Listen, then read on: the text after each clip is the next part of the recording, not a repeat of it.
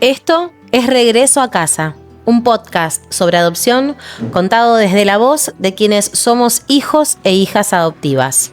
Hoy escuchamos la historia de Josefina Victoria Toceto González. Hola Josefina, ¿cómo estás? Hola. Bienvenida a este espacio de Regreso a Casa. ¿Cuánto hace que regresaste a casa, a tu identidad? En realidad lo mío es un eterno regreso porque todavía estoy regresando. Contanos por qué y contanos también cómo empieza tu historia de adopción. En realidad, a mí particularmente no me adoptaron, pero sí me tuvieron que recuperar porque, bueno, a mí me secuestraron cuando tenía 5 meses junto a mi mamá. Estuve en un centro clandestino de detención, estuve apropiada poco menos de un año por una policía que, si bien tuvo una entrega legal, después no me quería devolver a mi familia. O sea, tuvo esa devolución a mi tía abuela, que es la que nos recuperó a mí y a mi hermana, que ella tenía 3 años, mi hermana. Y bueno, después pudimos volver con mi tía abuela, quien nos crió. Mi tía falleció en el 2013. ¿Y esto de qué año estamos hablando? El secuestro nuestro fue en 1976, en julio de 1976. Y yo volví en mayo del 77. Y en ese momento vos quedaste a cargo después de tu familiar. ¿Qué pasó con tus padres? Mi papá está desaparecido desde diciembre del 75 y mi mamá desde octubre del 76. O sea que de ellos, nada. ¿Tenés hermanos? No. Una hermana, que es con quien también nos secuestraron a mi mamá y a mí, que tiene 3 años más que yo y que vive en España. Tana, y en esta cuestión de haberte criado con tus abuelos y con tus tíos, si mal no entendí, ¿esto fue una cuestión familiar de poder quedarte con ellos? ¿Por alguna cuestión no hubo ahí una adopción? Porque mi tía en realidad siempre dijo que nosotros mamá teníamos. Que no estuviera porque estaba muerta no hacía que no tuviéramos. Y ella nunca quiso correr a mi mamá de ese lugar. Para mí, desde muy chica, mi mamá fue mi mamá. Obvio. Y nunca dejé de tenerla, y ella nunca intentó correrla tampoco de ese lugar. O sea, ella jamás, siempre que yo pregunté, el problema de que yo preguntara es que a ella le hacía mal y lloraba, pero no porque ella no me quisiera contar de mi mamá. Ajá. Es como que en ese sentido hay una gran diferencia entre lo que es mi mamá y mi papá, porque de mi papá nadie me habla y porque tuve que buscar yo durante 4 años el nombre de mi papá. Pero, digamos, es distinto. Por ejemplo, la familia de mi mamá, bueno, más allá de que, bueno, los hermanos de mi mamá no estuvieron conmigo, y hubo otro hermano de mi abuela que se borró. Mi tía abuela Judith, que es la que nos crió, siempre estuvo con nosotros, y mi tía Alma, que era la hermana de mi abuela que vivía en Mar del Plata, también siempre estuvo con nosotros. Entonces es como que mi mamá siempre estuvo presente. Teníamos la foto de mi mamá en lugares comunes, sabíamos, o sea, no sé cómo explicarte. Mi vieja fue, por decirlo de una manera, una persona muerta muy presente. Quizás es más viva. Claro, no así con mi papá. Claro. En realidad todavía sigo peleando la filiación de mi papá, que todo indica que entre este año y el año que viene puede llegar a salir la sentencia, pero todavía sigo esperando. Con 50 años sigo esperando. 50 años. Qué año también para recibir esa información, ¿no? En el marco de los 50 años también de la última dictadura militar. Tana, ¿con qué emociones te encontrás cuando pensás en tu infancia, cuando pensás en cómo creciste, en cuando conociste tu historia? Como niña fue una niña muy feliz, no puedo decir lo contrario. Obviamente con algunas situaciones complicadas o difíciles o distintas a las de los niños que Tal cual. me podían ver en la escuela, pero fui una niña feliz porque yo fui muy feliz con mi tía, siempre ella se ocupó mucho de nosotras y estuvo siempre muy presente. Sí hubo situaciones muy difíciles. Por ejemplo. Y, por ejemplo, yo me acuerdo que una de las cosas que me empezaron a marcar fue cuando fueron los indultos, Uh-huh. cuando se empezó a plantear el tema de los 2 demonios, porque yo tenía 12 años cuando fueron indultados los responsables. O sea, es como un mensaje muy complicado, porque porque por un lado, al mismo tiempo que dieron los indultos, estaban condenando a los carapintados. Uh-huh. Yo me acuerdo que una vez le dije a mi tía, le digo, no entiendo, a los que están condenando los condenan por boludos porque no pudieron concretar el golpe de Estado, digamos, porque a los que concretaron el golpe de Estado los están liberando. Entonces no entiendo la situación. Yo me acuerdo y me miraba como diciendo, no sé qué decir. Estaba ahí. Claro. Estaba difícil. Tana, y si pensás ahí en la adolescencia, después cuando, digamos, pasó todo esto, vos siempre supiste tu origen, digamos. Sí, pero yo recién una semana antes de mis 15 años supe quién era mi papá. Y eso fue por una búsqueda tuya. Sí. ¿Y cuando te enteraste? Cuando me enteré fui muy feliz, aunque me duró entre nosotras un poquito poco, porque cuando entendí que estaba desaparecido, si bien ya volvemos a lo mismo, mi mamá no estaba, yo sabía que, la mataron el 5 de octubre del 76 y supuestamente nos habían dado el cuerpo de mi mamá. Uh-huh. Entonces es como que yo no iba al cementerio, pero entre comillas sabía dónde estaba. Tal cual. Eso que parece una tontera, porque la mayoría de la gente te dice, no, porque yo no voy al cementerio. Sí, pero el saber dónde está, uh-huh, da todo un respaldo una respuesta. A la psiquis, sobre todo. Sí, si tenés ganas de ir, sabes dónde está. Tal cual. El tener ganas de ir a un lugar y no saber a dónde es indescriptible.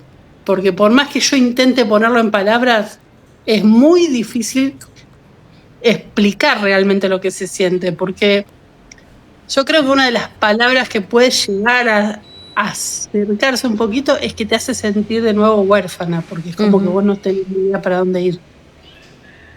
Y no es menor el dato. De nuevo, no es lo mismo saber que no saber. No es lo mismo tener un lugar donde ir que no tenerlo. Es una respuesta que aun cuando vos digas, no sé, tenés 10 familiares muertos y los tenés todos en el cementerio y no los vas a ver nunca, sí, no es lo mismo que necesitar ir a algún lugar y no saber dónde ir. Así que bueno, eso fue como enterarme de la desaparición y empezar a tener que hacer ese camino de entender la desaparición, de buscarlo, porque yo me tuve que encargar de hacer la denuncia.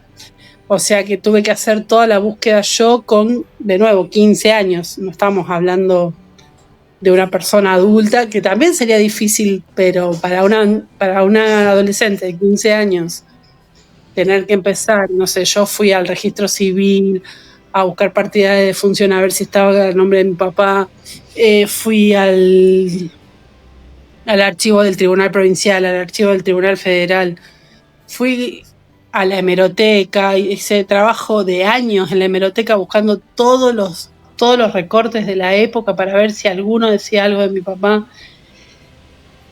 Fue un camino y una historia muy, pero muy cargada de cosas. De ponerle mucho el cuerpo, ¿no? Sí, otro adolescente de 15 años no tiene ni idea. Y ojo, gracias a Dios que no tengan idea. Sí. No les deseo que tengan idea. Ujú. ¿En quién te apoyabas en ese momento? Mi tía siempre la que me apoyaba para que le contara lo que había pasado y darme fuerza para que siguiera y que no tirara la toalla antes de ver si encontraba algo, no. Tal cual, tal cual. Y recuerdos que tengas, en lo primero que pienses en la infancia y en la adolescencia.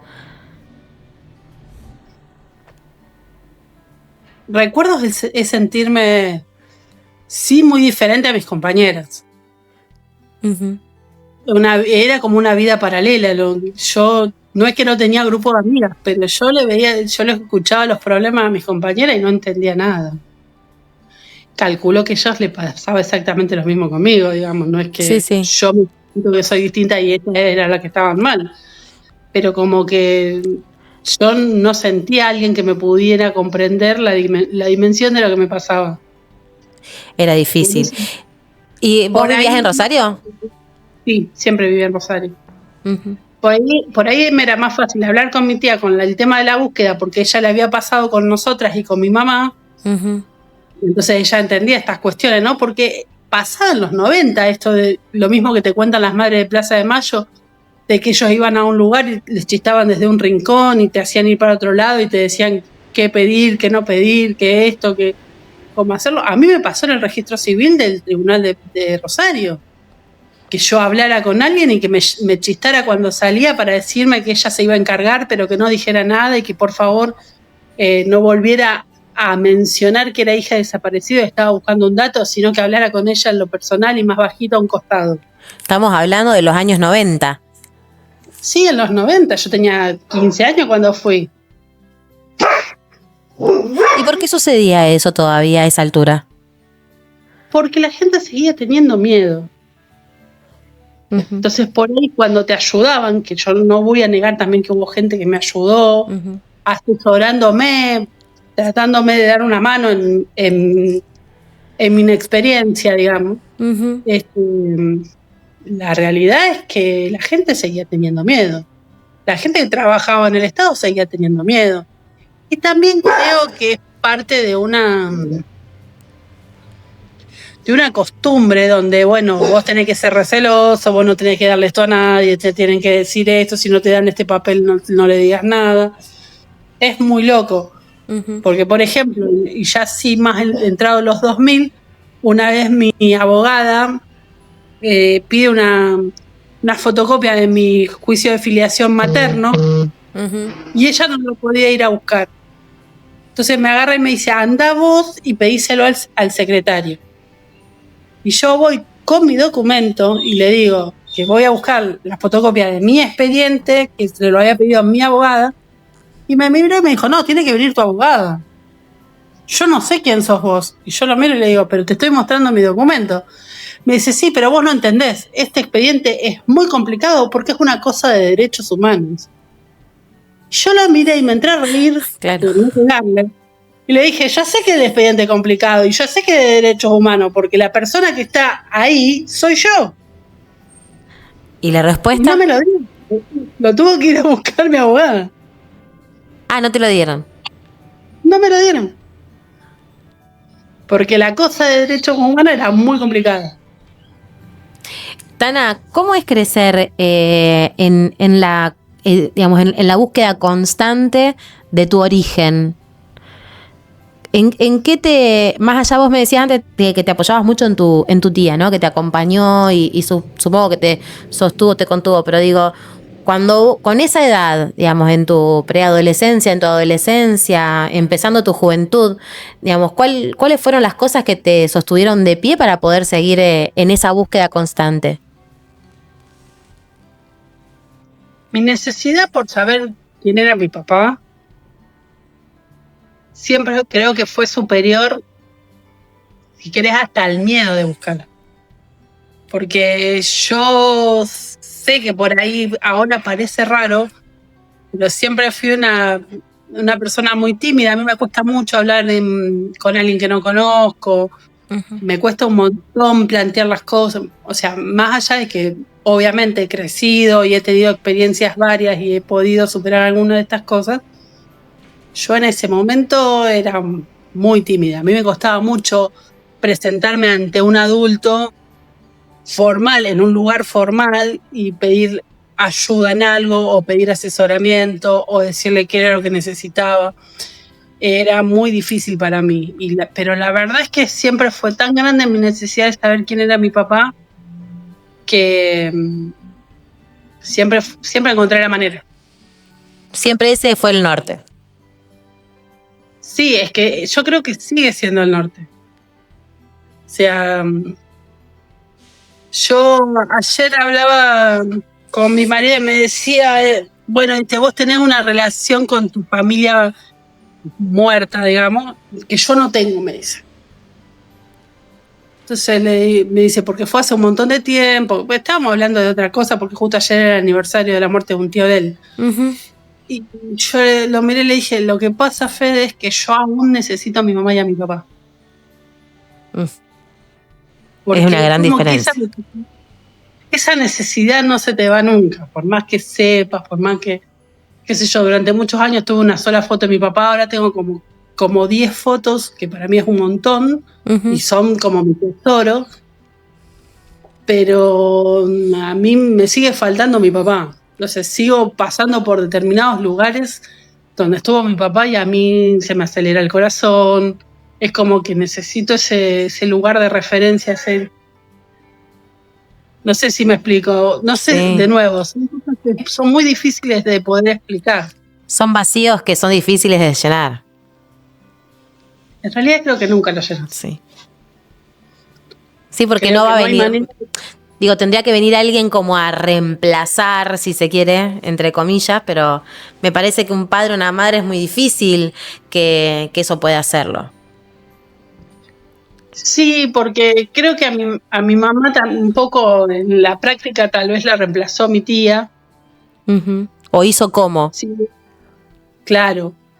Sin embargo, uh-huh, y encima cuando ella falleció, que fue volver a sentirme sola. De hecho, creo que, o sea, tengo a mis hijos, tengo a mi marido y a veces me siento sola. Lo que pasa es que... Perdón, seguí. No porque ellos no estén, no porque ellos abandonen, no tiene nada que ver con eso, pero sí hay una necesidad específica de una persona en un lugar ejerciendo un papel que nadie lo va a hacer. Y que cuando entendés que nadie lo va a hacer, cuesta. Uh-huh. Y yo no sé si...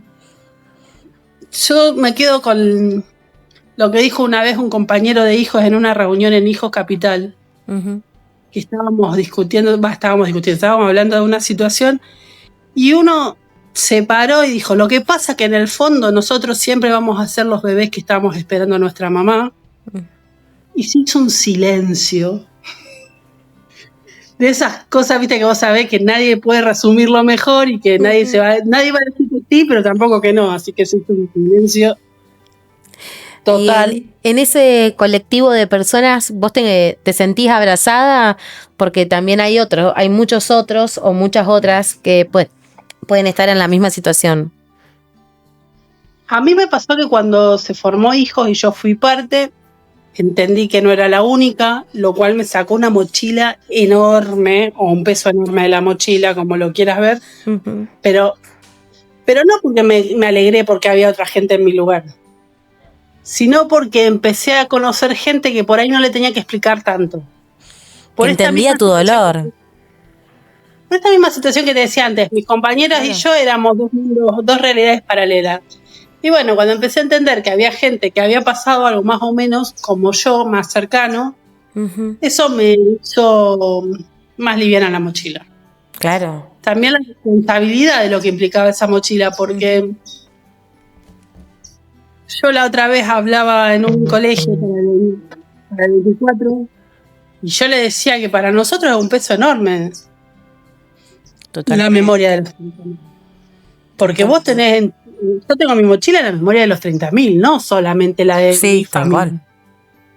Vos tenés la memoria de todos a cargo. De hecho, yo siempre cuento que cuando hablan de los 30.000, particularmente yo, a los 15, como te conté, empecé a hacer todo el trámite para que mi papá fuera un desaparecido que no estaba dentro del informe original de la CONADEP. Mira vos. Pero después, cuando yo fui avanzando en mi militancia y con mis compañeros y demás, yo a esta altura debo llevar unas 10 personas desaparecidas que no estaban en el informe original de la CONADEP. Que por ahí me he encontrado por familiares o por situaciones donde, no sé, investigando la caída del padre de una compañera, había alguien que no estaba denunciado, entonces, bueno, me ocupé de tratar de rearmar la historia para poder llevarla y denunciarla para que esa persona no quedara realmente desaparecida en la historia argentina. No son 30.000, son más. Es probable que sean más, porque en realidad cuando vos empezás a rearmar las historias te vas dando cuenta que hay mucha gente cercana a las personas que a lo mejor sí fueron desaparecidas, que cayeron en el mismo operativo o en un operativo similar, o tiene nombre o no tiene nombre, o a lo mejor alguna que quedó dando vuelta con distinto nombre, y entonces, no sé, a mí por lo menos mi experiencia es que hay un montón que todavía siguen sin ser denunciadas, y siguen sin ser denunciadas porque hasta incluso a veces no hay datos. Sí. Entonces vos sabés que en tal caída cayeron 4 personas, que eran 2 mujeres y 2 varones, pero tener el nombre de 2 o de 3 y no tener el nombre de la cuarta. Y lo único que sabés es el sexo, o sea, si era hombre o si era mujer, y nada más. Entonces, ¿cómo sabes si esa persona está denunciada o no está denunciada si no tenés forma de llegar a algo más finito como el nombre? Y alguien detrás que también quiera ir en esa búsqueda, ¿no? Que no es menor. Sí, tampoco es menor porque, si había entrado los 2000, había miedo en los trabajadores estatales, en las familias de las víctimas, había mucho más miedo y con mucha más razón, porque también es cierto que por ahí, qué sé yo, los hermanos han sobrevivido y tienen una hija o tienen... y no quieren arriesgar a ese familiar vivo, ¿no? Sí. A mí se me viene a la cabeza un caso donde, por ejemplo, secuestraron a una chica que tenía un hermano y los padres se suicidaron poco tiempo después del secuestro de la hija y el hermano quedó solo. Tremendo. ¿Hasta qué punto el Estado tiene que obligar a esa persona a llevar unos trámites adelante para denunciar a la madre o a denunciar a la hermana? Y hasta qué punto vos le podés reprochar que porque él quiera seguir con su vida, tal cual, no quiera dejar esa vida por denunciar a la hermana desaparecida, digamos? Son cosas que, de nuevo, es difícil de explicar a veces. Con empatía se entiende algunas cosas.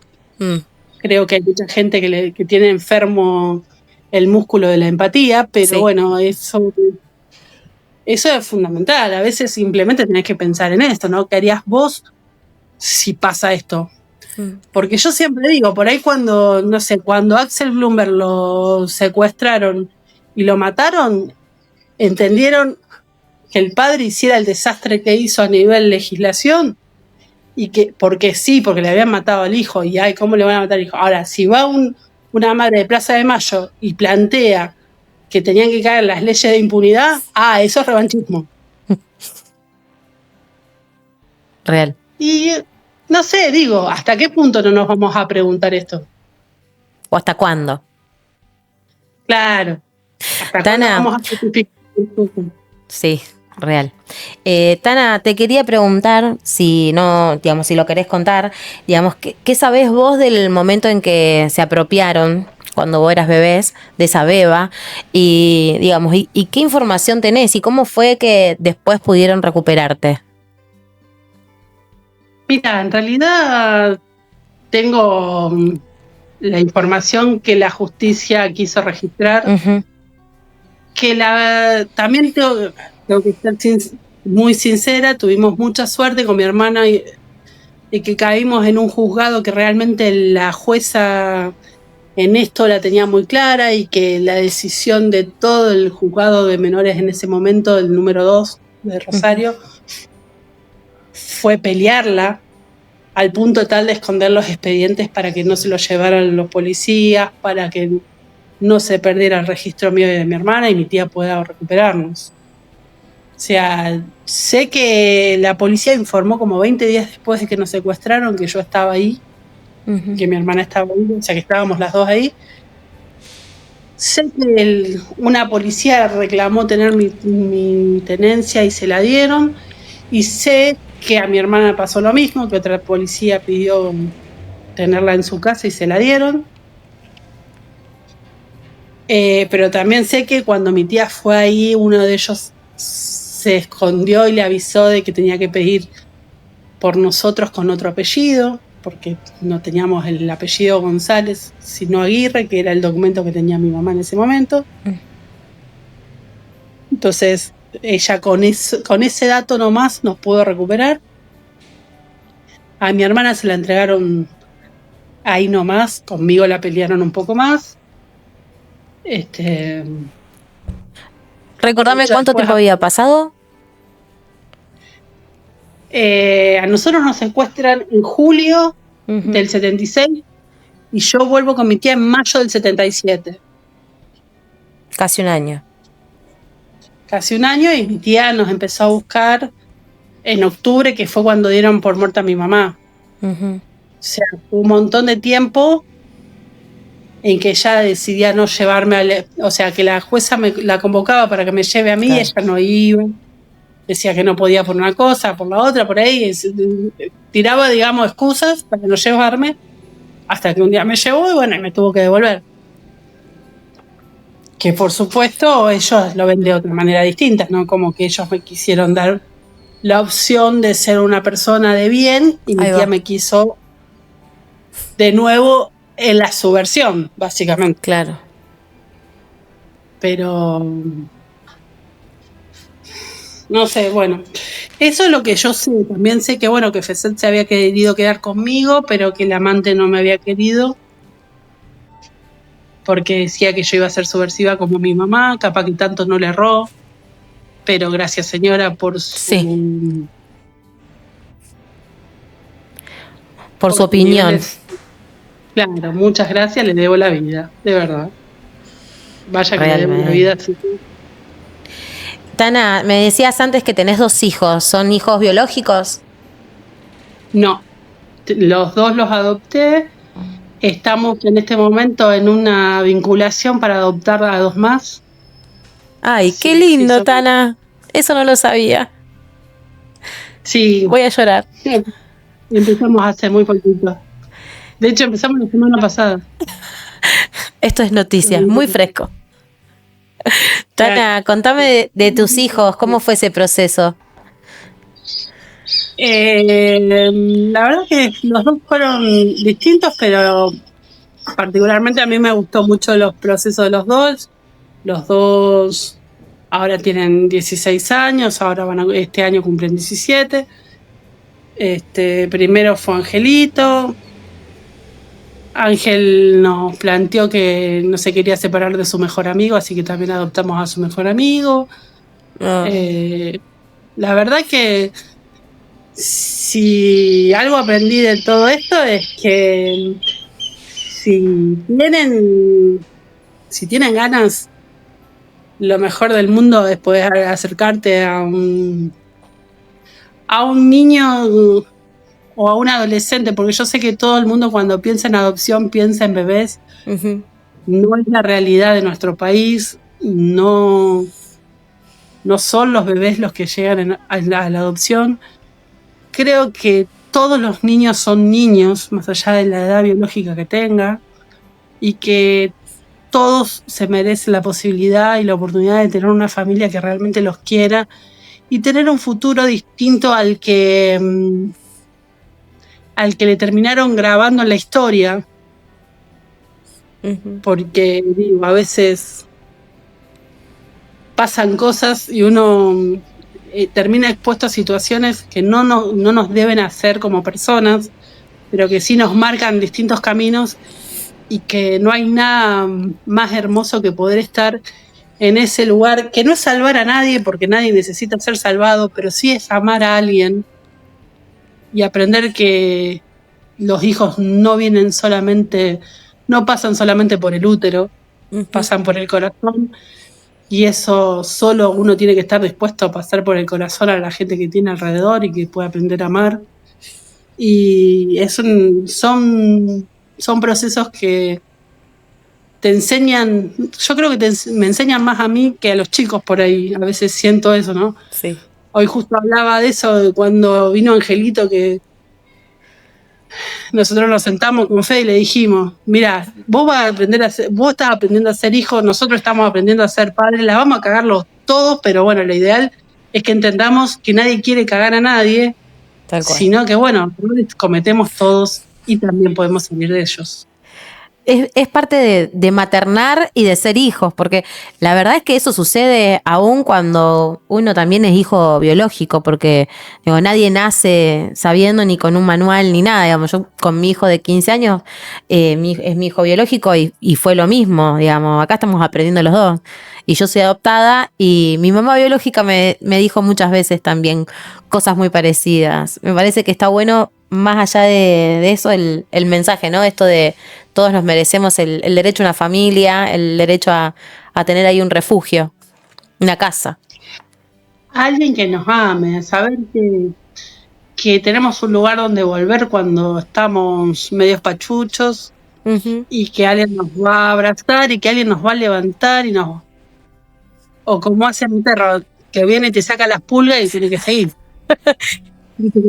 Te muerde así despacito y te muerde para estar como si vos tuvieras pulga y bueno, él te acicala y tiene que seguir, no hay otra manera. Tana, bueno, ¿y cuando adoptaste a los chicos, qué edades tenían?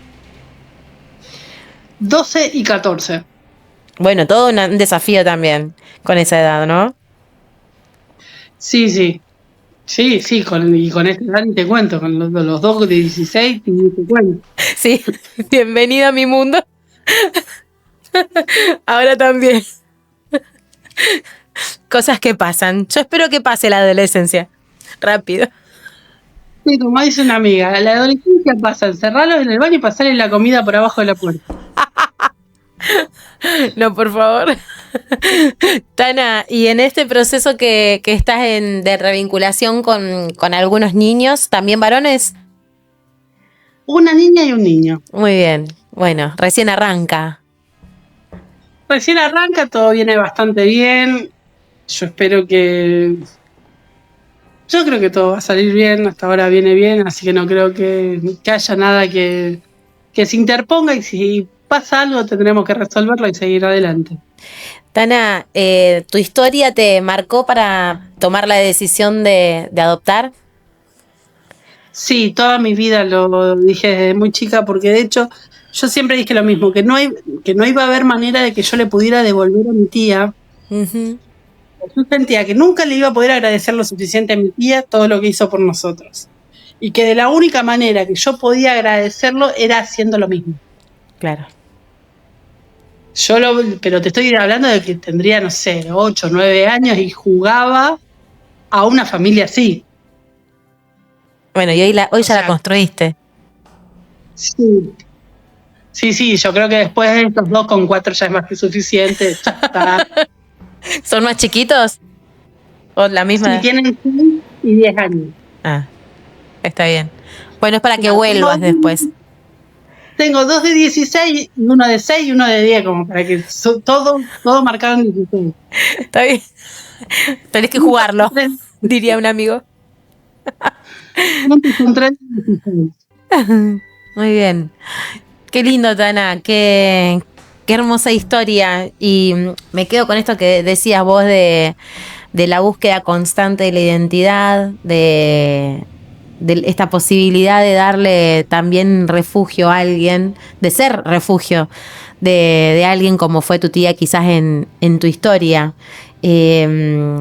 ¿Qué pensás también, ¿no? del derecho a la identidad? Una persona que también está, digamos, marcada por la historia argentina. con una de las peores etapas que tuvimos, si no la peor. Digo, ¿qué pensás del derecho a la identidad? Sobre todo, no para personas que quizás fueron apropiadas, pero sí para niños que, como Angelito, o como tu otro hijo, o como estos próximos que vendrán, de saber su historia, de saber su origen. Para mí es fundamental.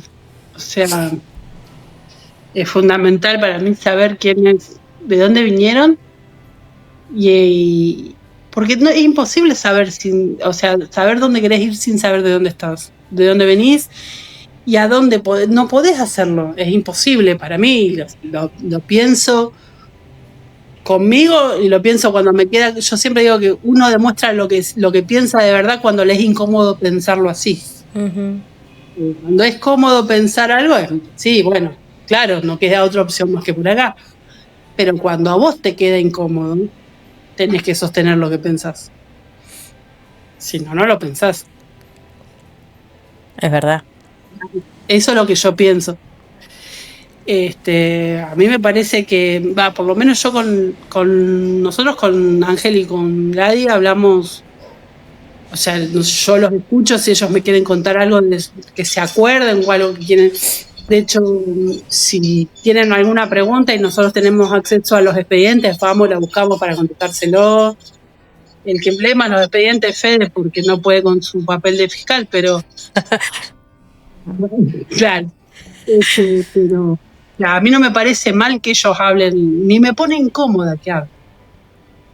No, al contrario. O sea, sí, por ahí a lo mejor si hay algo puntualmente que les hizo mal en su momento, tampoco romantizarlos es bueno. Uh-huh. O sea, hay cosas que uno se puede equivocar, puede hacer mal las cosas. Yo no pretendo ir con un 38 a pegarle un tiro a nadie, pero sí que ellos también pueden entender que si estuvo mal y que eso también a ellos les tiene que enseñar a no hacerlo. Uh-huh. Porque romantizar no, pero sí saber, porque también uno tiene que elegir para dónde ir. Saber y ser consciente. Claro. Y por ahí la discusión es si ellos en algunas cosas logran entender, digamos, lo que realmente se termina de decir, ¿no? Porque también estamos en un momento donde la sociedad los pibes repiten como loro cosas que se dicen, pero no terminan de entender la magnitud de lo que dicen, que para mí es lo más peligroso de lo que estamos pasando, porque por ahí a veces se dicen cosas como si no implicara nada, uh-huh. E implica un montón de cosas. Digo, yo creo que esa es la raíz del bullying, que esa es la raíz de justificar cosas que son injustificables. La gente a veces no termina de pensar lo que repite, ¿viste? Perdón, tenemos problemas sobre todo.